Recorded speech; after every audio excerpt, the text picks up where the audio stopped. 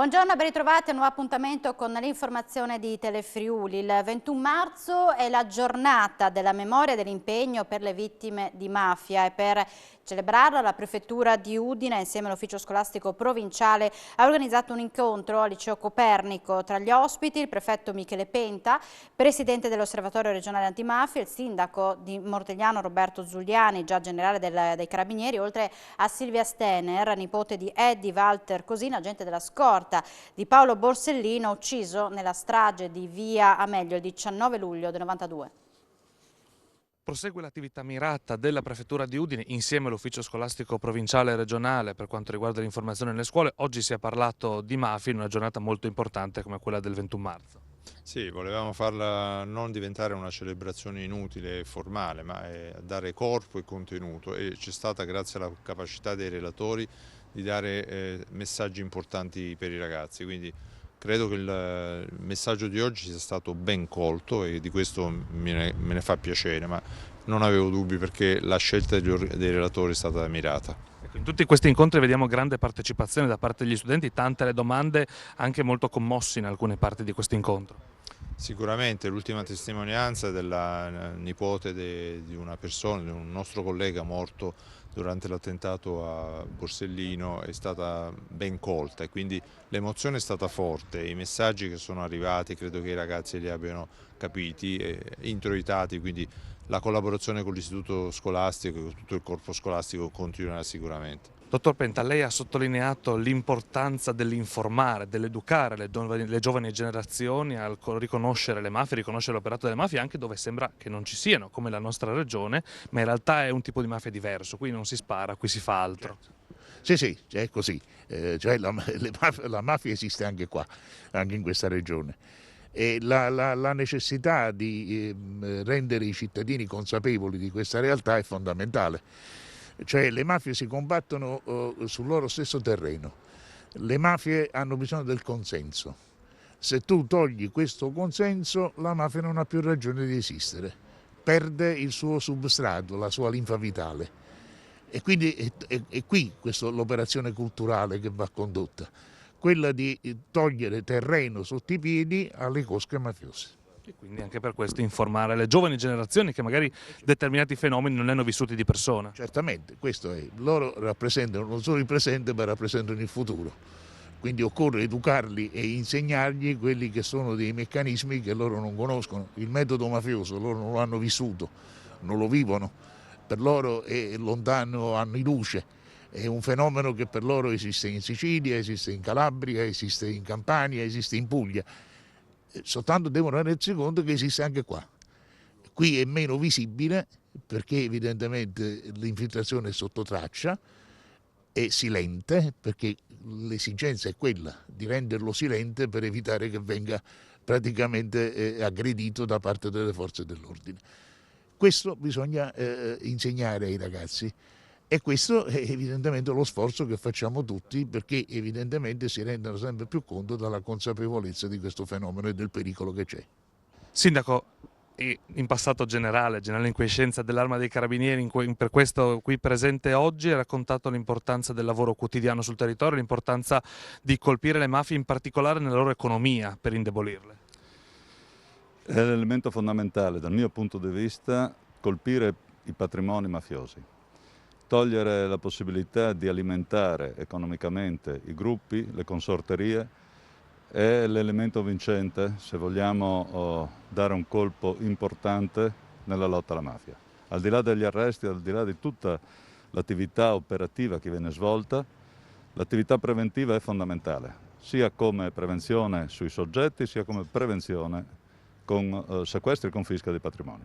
Questo è l'elemento fondamentale. Oggi si è voluto parlare ai giovani che magari determinati fenomeni non hanno vissuti da vicino, non hanno vissuti in prima persona, non hanno vissuti tramandati, e per questo è importante raccontare, ricordare. Io ho sempre detto e continuo a dire, credo tantissimo nei giovani. Spero che i giovani possano dare una svolta a tanti lati oscuri del nostro paese, che possano finalmente indirizzare l'Italia verso un cammino importante, basato sulle norme, sulla giustizia, ma credo anche che i giovani necessitino di un aiuto per costruire il proprio background, e credo che nel futuro questa Italia sarà sicuramente migliore perché c'è tantissimo interesse. Io ho visto oggi che questi ragazzi erano attentissimi e questo significa che c'è voglia di sapere, voglia di conoscere, voglia di migliorare, e questo è il domani. Visita del Presidente Draghi, aumento dei contagi da Covid, giornata della legalità. Ne ha parlato il Presidente della Regione Massimiliano Fedriga questa mattina a Trieste, al microfono di Andrea Pierini. La nostra protezione civile è un orgoglio nazionale, così il Presidente della Regione Massimiliano Fedriga a poche ore dall'arrivo nella sede di Palmanova del Premier Mario Draghi. Faremo il punto sull'emergenza profughi, ha spiegato, per capire se servono correttivi alle procedure adottate. Cosa si aspetta dal Premier e soprattutto quanto è importante per il personale della protezione civile? Oggi ci sarà sia una riunione operativa dove ovviamente faremo una fotografia sullo stato dell'arte dell'emergenza profughi e su tutti i soggetti istituzionali coinvolti, capiremo se sono da fare delle correzioni per migliorare le procedure. Dall'altro ovviamente il Presidente del Consiglio ha voluto fare questo incontro in Friuli Venezia Giulia anche come testimonianza del lavoro che sta facendo la nostra protezione civile, che ringrazio, è un orgoglio nazionale ed è in prima linea per andare ad aiutare le persone colpite dalla guerra in modo drammatico, non soltanto come fanno e facciamo a livello nazionale sul territorio italiano, ma anche portando aiuti come medicinali, campi allestiti per ospitare le persone, e quindi tutto quello che è necessario e che possiamo fare è fatto dalla protezione civile del Friuli Venezia Giulia. In questo senso la Polonia ha già detto il problema dei profughi dell'Ucraina è un problema di tutti, quindi insomma si tornano un po' vecchie tematiche, e vi aspettate che proprio il Friuli Venezia Giulia diventi uno degli hub principali per gli arrivi dei profughi in maniera consistente, diciamo quelli che hanno bisogno anche di casa, supporto e sostegno? Sì, no, ma non credo che ci sarà una regione in particolare che avrà l'accoglienza più degli altri. Da noi sicuramente avremo un passaggio importante dal confine del Friuli Venezia Giulia, come stiamo già vedendo rispetto ai numeri nazionali. Dopodiché molte persone cercano anche di ovviamente raggiungere le città dove hanno conoscenze, amici o contatti, e lo stiamo vedendo in questo momento, quindi noi dobbiamo prepararci comunque anche nel caso non ci fossero più, diciamo, finissero quella fuga dall'Ucraina verso l'Italia che vada rispetto a punti di riferimento nazionali. Comunque dobbiamo dopo ovviamente organizzare un'accoglienza che sia di carattere nazionale, non possiamo pensare che in una regione gestisca tutto, perché non sarebbe neanche un'accoglienza all'altezza quando i numeri sono troppo elevati. Il Presidente Fedriga oggi a Trieste ha parlato anche dell'aumento dei contagi da Covid, che ha detto non comprometterà il processo di normalizzazione. Ma in questo momento noi stiamo vedendo sicuramente un aumento di contagi, seppur devo dire i numeri decisamente più bassi rispetto ai picchi di Omicron, che ricordo in Friuli Venezia Giulia avevano superato i 5.000 contagi giornalieri. Ma fortunatamente non stiamo vedendo un aumento delle ospedalizzazioni, dobbiamo continuare a monitorare la situazione, però se rimanesse così, e rimane sempre un se ovviamente, perché servono almeno penso ancora 10 giorni, 2 settimane per avere il chiaro quadro di questi contagi che stiamo vedendo in questi giorni. Se dovesse continuare così non vedo preoccupazioni, noi dobbiamo preservare il sistema ospedaliero come abbiamo sempre detto, siamo riusciti a farlo anche in momenti difficili, mi auguro che possiamo continuare così e che possiamo continuare verso il processo di normalizzazione. A margine di un incontro sulla giornata della legalità, Fedriga ha indicato velocità, trasparenza e correttezza delle procedure come requisiti per assicurare legalità nel Paese. Sì, perché la semplificazione aiuta la legalità. Procedure complicate, blocchi burocratici ed altro non favoriscono la legalità. Noi dobbiamo raggiungere l'obiettivo di ovviamente tutelare al massimo la trasparenza nella procedura e farla anche però nel più breve tempo possibile, perché altrimenti rischiamo di bloccare il Paese.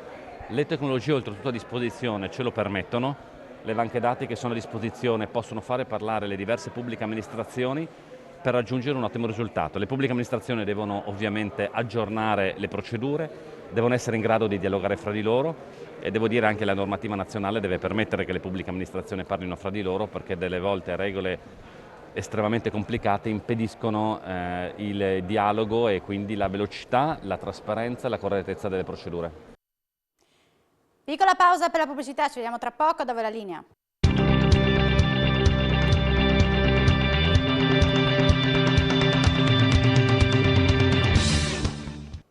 Bentornati a voi la linea.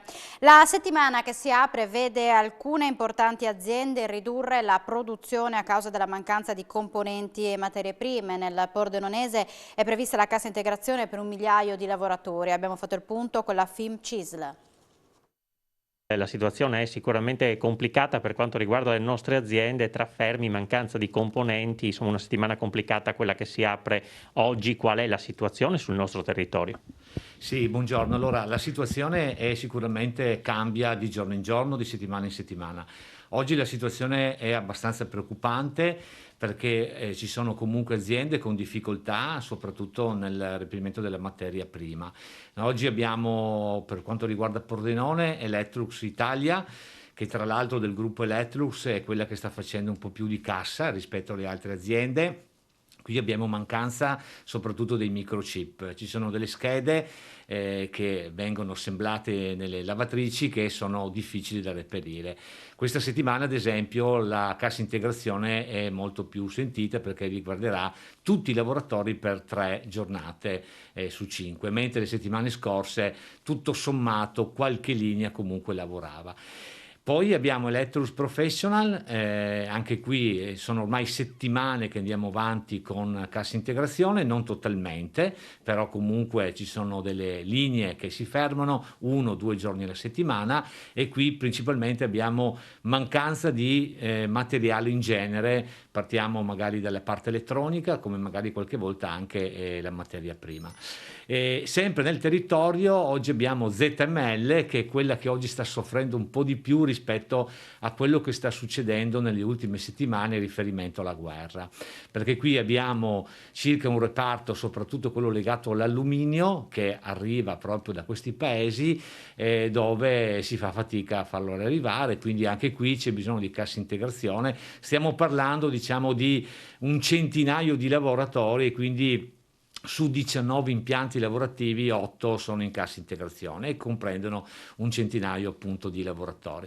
Poi ci sono aziende medio-piccole che soffrono sicuramente magari il componente che manca, fanno qualche giornata di cassa integrazione, ma oggi questa è comunque la situazione, però non promette niente di buono quantomeno per le prossime settimane. Quant'è il totale della cassa integrazione che ci si appresta a varare in questa settimana? Beh, allora fare dei numeri adesso comunque è difficile perché le imprese, come prevede comunque le regole, chiedono la cassa per tutta l'impresa, però se facciamo l'esempio di ZML, coinvolti un centinaio di lavoratori, se prendiamo Purcia per queste 3 giornate, mercoledì, giovedì e venerdì di questa settimana, stiamo parlando che in produzione ci sono circa 800 lavoratori tra i 2 turni e per quanto riguarda le altre medio-piccole, insomma, ci aggiriamo intorno ai 100-150 nel totale. Però è difficile da prevedere perché oggi la variabilità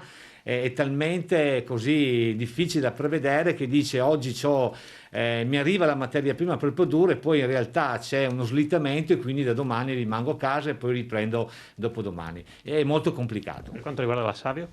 Per quanto riguarda la Savio abbiamo fatto qualche settimana fa una settimana di cassa. Ad oggi stanno lavorando, sembra che i componenti sono arrivati.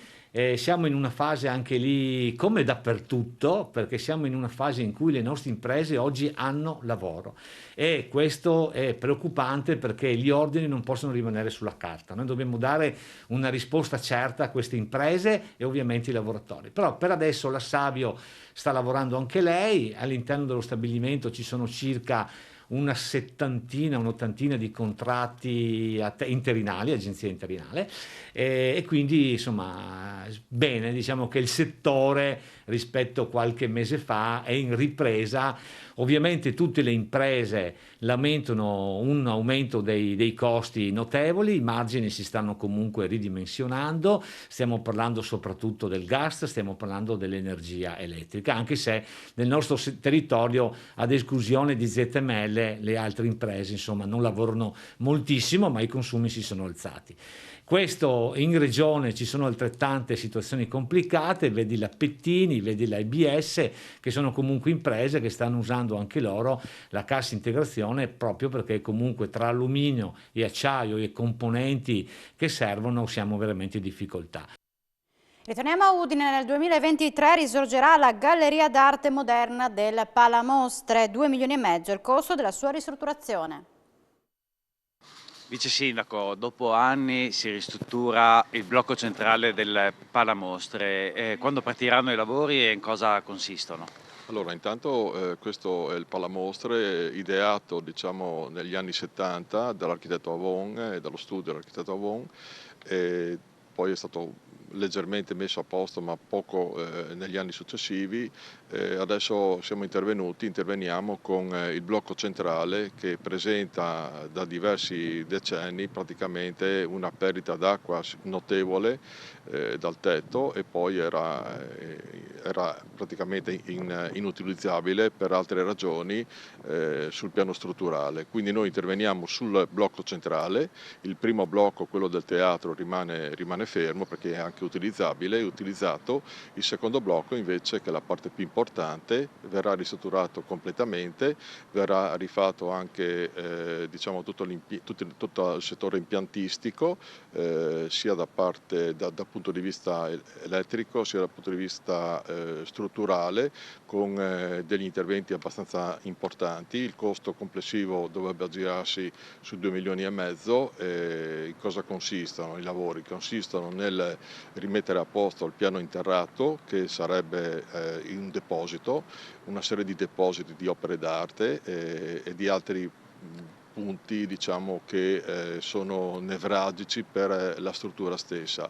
Quindi poi andiamo al piano interrato, dal piano interrato andiamo al piano rialzato, lì viene messo a posto tutto il piano rialzato praticamente, dove ci sarà una sala espositiva, una biblioteca, un punto di ritrovo per i ragazzi o per chi fa attività culturali, musicali, culturali di varia natura. Poi ci sarà anche tutta la ristrutturazione del primo piano, dove si farà tutto quanto necessita per sale espositive, quindi mostre, e anche verranno presentate tutta una serie poi di iniziative culturali che sono inerenti proprio al fabbricato stesso.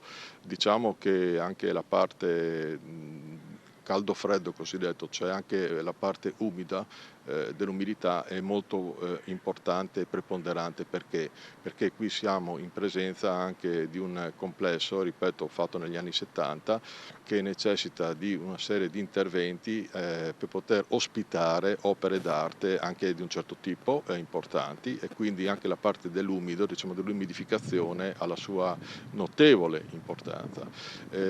Poi tutte quelle sale all'interno che adesso non sono utilizzate verranno rimesse a posto, verranno sistemate in modo tale, anche strutturalmente, per poter aprirsi al pubblico e poter creare tutta una serie di attività che, come dicevo, sono rimaste ferme negli ultimi decenni e che invece potranno essere utilizzate. Teniamo presente che questo blocco era stato impostato anche per tutta una serie di sale espositive, infatti si chiama il Palamostre, sale espositive, così chiamato, no? Proprio perché qui venivano ospitate a suo tempo varie iniziative di tutti i tipi.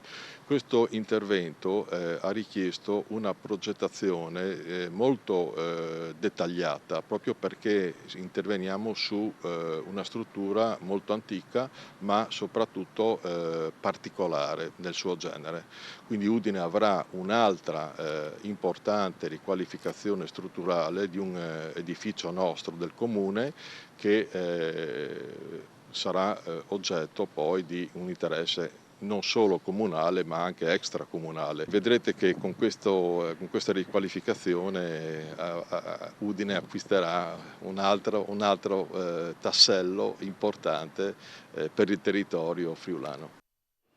Siamo in chiusura, vi ringraziamo per l'attenzione, vi auguriamo una buona giornata con i programmi di Telefriuli, arrivederci.